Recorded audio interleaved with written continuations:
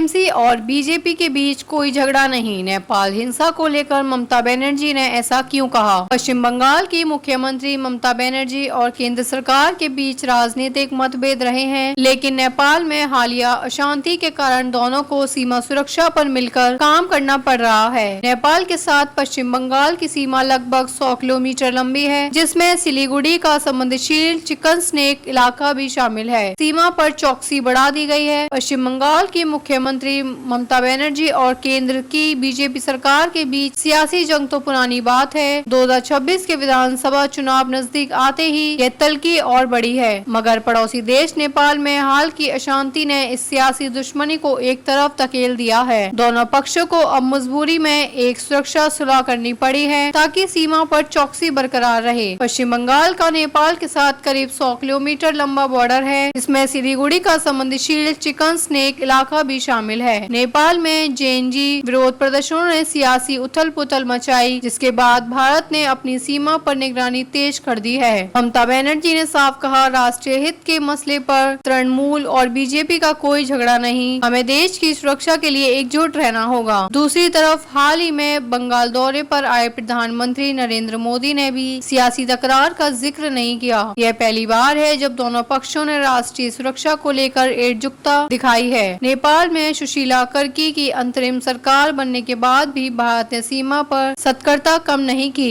सीमा सुरक्षा बल बीएसएफ की तैनाती बढ़ाई गई है, सेना की निगरानी तेज हुई है और सशस्त्र सीमा बल एसएसबी बंगाल पुलिस के साथ मिलकर पानी टंकी ब्रिज की निगरानी कर रहा है, जो भारत और नेपाल को जोड़ता है। केंद्र और राज्य सरकार के बीच खुफिया जानकारी का आदान प्रदान भी तेज हो गया है। एनडीटीवी के मुताबिक पश्चिम बंगाल की अपनी खुफिया इकाई सक्रिय है और इसके निष्कर्ष नियमित रूप से प्रधानमंत्री कार्यालय और राष्ट्रीय सुरक्षा सलाहकार को भेजे जा रहे हैं।